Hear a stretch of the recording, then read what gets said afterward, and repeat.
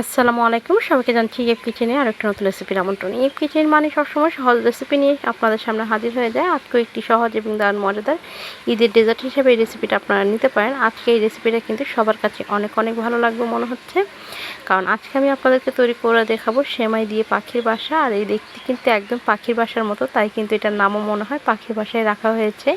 আর এটা দেখতেও কিন্তু খুবই অসাধারণ, খেতেও কিন্তু দারুণ মজা। ছোট থেকে বড় কিন্তু এই জিনিসগুলো খুবই পছন্দ করবে, বিশেষ করে বাচ্চারা তো ভীষণ পছন্দ করবে, কারণ নতুন নতুন জিনিস দেখতে যদি সুন্দর হয় বাচ্চারা সেটার মধ্যে আকর্ষণ একটু বেশি থাকে। তাই আজকের রেসিপিটাও বাচ্চা এবং বড় থেকে সবাই কিন্তু পছন্দ করবে। চাইলে কিন্তু সামনের এই কুরবানি দিয়ে আপনারা চাইলে এই রেসিপিটা করে নিতে পারেন। আর এই রেসিপিটা কীভাবে তৈরি করছি সম্পূর্ণ রেসিপিটা অবশ্যই রান্না করতে করতে আপনারা দেখে নিতে পারবেন। তাহলে চলুন কথা না বাড়ি কীভাবে তৈরি করছি আজকের এই মজাদার পাখির বাসার ডেজার্ট রেসিপিটা, সেটাও আপনাদের সঙ্গে শেয়ার করে নিন।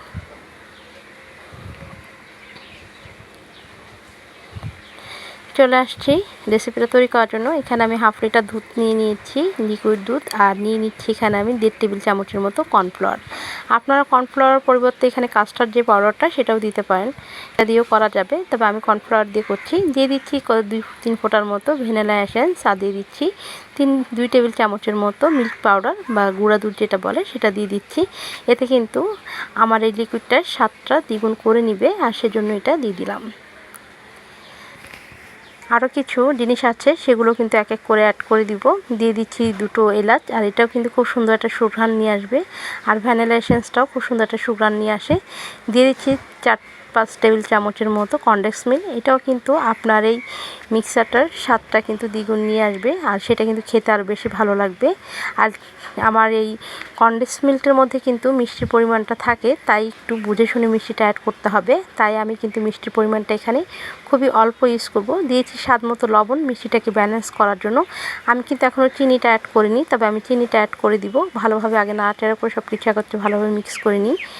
আর এই যে মিষ্টিটা কিন্তু বেশি মিষ্টি আপনারা যদি খেতে চান সেক্ষেত্রে কিন্তু আপনার মিষ্টির পরিমাণটা আপনারা বাড়িয়ে দিতে পারেন, তবে আমার কাছে যে কোনো খাবারই বেশি মিষ্টি ভালো লাগে না, তাই আমি এখানে 3 টেবিল চামচের মতো চিনি ইউজ করছি। আর এই 3 টেবিল চামচ দিলে কিন্তু আমার পারফেক্ট মিষ্টি হবে, কারণ এর থেকে বেশি মিষ্টি হলে কিন্তু খেতে একদম ভালো লাগবে না আমার কাছে। কিন্তু আপনারা মিষ্টি বেশি খেতে চাইলে সেক্ষেত্রে মিষ্টির পরিমাণটা আর বাড়িয়ে দিতে পারেন। এবার অনবরত নাড়াচাড়া করে আমি চুলাটা কিন্তু ধরিয়ে দিয়েছি। এতক্ষণ কিন্তু আমি শুকনো মানে ঠান্ডা দুধের মধ্যে সব কিছু অ্যাড করেছি। যদি আপনারা গরম দুধের মধ্যে সব কিছু অ্যাড করতে চান সেক্ষেত্রে কিন্তু এগুলো দলা পেকে যাবে, তাই অবশ্যই ঠান্ডা দুধের সাথে আগে ভালোভাবে সব কিছু অ্যাড করে মিক্স করে তারপর কিন্তু চুলাটা ধরিয়ে দিবেন। এবার অনবরত নাড়াচাড়া করতে করতে দেখুন কিন্তু বলক কিন্তু চলে এসেছে, আর এটা কিন্তু ঘন হতে একদম শুরু করে দিয়েছে। আর এটা কতটুকু ঘন হয়েছে এটা আপনাদেরকে একটু দেখিয়ে দিচ্ছি। এখনও কিন্তু একটু পাতলা আছে, আমি আরও একটু ঘন করে নিব, কারণ এটা ঠান্ডা হলে কিন্তু আরও ঘন হবে। আর এটা একটু বেশি ঘন করলে কিন্তু বেশি ভালো হয়, তাই চেষ্টা করবেন একটু ঘন ঘন করে এটাকে জাল দেওয়ার জন্য। এখন অনবরত কিন্তু এভাবে নাড়াচাড়া করতে হবে, আর এটাকে আমি আরেকটু ঘন করে নিচ্ছি এভাবে। আর যে এলাচ দুটো দিয়েছিলাম সেই এলাচ দুটো কিন্তু আমি বাইরে ফেলে দিলাম, কারণ এখন আমি এই এলাচ দুটো যদি কোনো রকম পাখির যে বাসা ডেজার্টটার মধ্যে পড়ে তাহলে কিন্তু খেতে একদম ভালো লাগবে না, তাই আমি এলাচ দুটো তুলে ফেলে দিয়েছি। আর আমার কিন্তু এটা রান্না করা একদম হয়ে গেছে।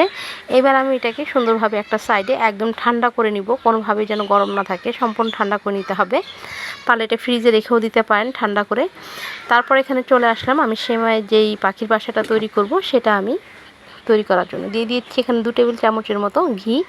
আপনারা চাইলে এখানে বাটারটাও ইউজ করতে পারেন, তবে আমার হাতের কাছে ঘি ছিল তাই ঘিটা দিয়ে দিচ্ছি। আর এই যে লম্বা সেমাইয়ের প্যাকেট, এই লম্বা সেমাইয়ের প্যাকেটটা আমি 1 প্যাকেট পুরো দিয়ে দিচ্ছি। দিয়ে এবার ঘিয়ের সাথে এটাকে সুন্দরভাবে ভেজে নিব। এই ডেজার্টটা তৈরি করতে কিন্তু খুবই অল্প সময়ের মধ্যে তৈরি করা যায়, তবে এটা খেতেও কিন্তু দারুণ মজা, তাই অবশ্যই এবার ঈদে এই ডেজার্টটা তৈরি করার চেষ্টা করবেন। এবার অনবরত নাড়াচাড়া করে কিন্তু আমি ঘিয়ের সঙ্গে সেমাইটা খুব সুন্দর করে ভেজে নিচ্ছি।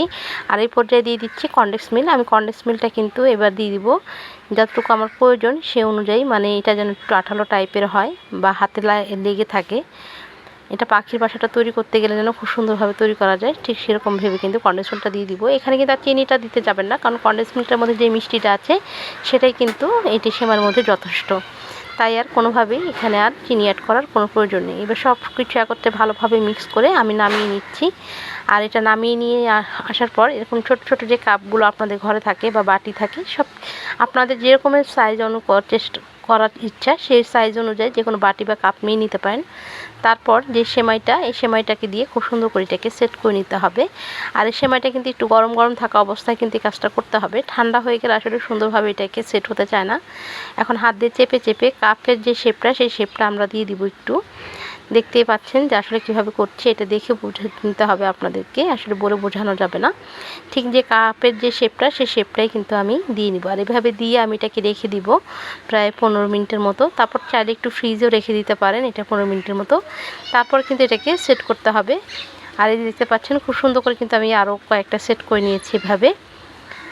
আর এখন আমি 15 মিনিট পর ফিরে আসলাম। আর এখন এই কাপ থেকে পাখির বাসাটা মানে সেমাইটা আমি বের করব। কিভাবে বের করছি সেটাও আপনাদেরকে দেখিয়ে দিচ্ছি। আর এই যে ঘিটা যে ব্রাশ করেছি সেটার কারণে কিন্তু এটা খুব সুন্দরভাবে উঠে আসবে। আপনার চাইলে এরকম একটু চাকুর সাহায্যে একটু পাড়ি দিয়ে এরকম একটু ছাড়িয়ে নেবেন, তাহলে কিন্তু এটা সুন্দরভাবে বের হয়ে আসবে। দেখতেই পাচ্ছেন এটা খুব সুন্দর করে কিন্তু বের হয়ে গেছে। আর এই দেখুন একদম একটা পাখির বাসার মতোই কিন্তু লাগছে এটা দেখতে। এবার যে আমি লিকুইডটা তৈরি করেছিলাম কাস্টার্ডটা, সেটা কিন্তু এখানে দিয়ে দিচ্ছি, আর কিছু উপরে বাদাম ছিটিয়ে দিচ্ছি।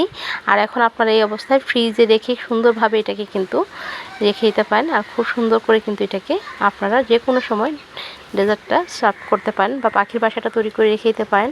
আর কাস্টার্ডটা উপরে তৈরি করে রেখে দিতে পারেন ফ্রিজে। যখনই মেহমান আসবে সুন্দরভাবে এরকম করে সার্ভ করে উপরে কিছু বাদাম ছিটিয়ে পরিবেশন করতে পারেন। আমার মনে হয় আজকের রেসিপিটা আপনাদের কাছে অনেক অনেক ভালো লেগেছে।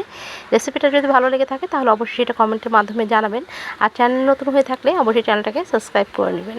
আর পাশে থাকা বেল আইকনটা বাজিয়ে দিয়ে নোটিফিকেশনটা অন করবেন। সেক্ষেত্রে ইএফ কিচেনের নতুন নতুন ভিডিওগুলো এবং সহজ রেসিপিগুলো সবসময় আপনাদের কাছে আগে পৌঁছে যাবে। দেখা হবে হয়তো আর কোনো নতুন নতুন রেসিপি নিয়ে। এই পর্যন্ত ভালো থাকবেন, সুস্থ থাকবেন, আর আমাদের জন্য দোয়া করবেন। আল্লাহ হাফেজ, আসসালামু আলাইকুম।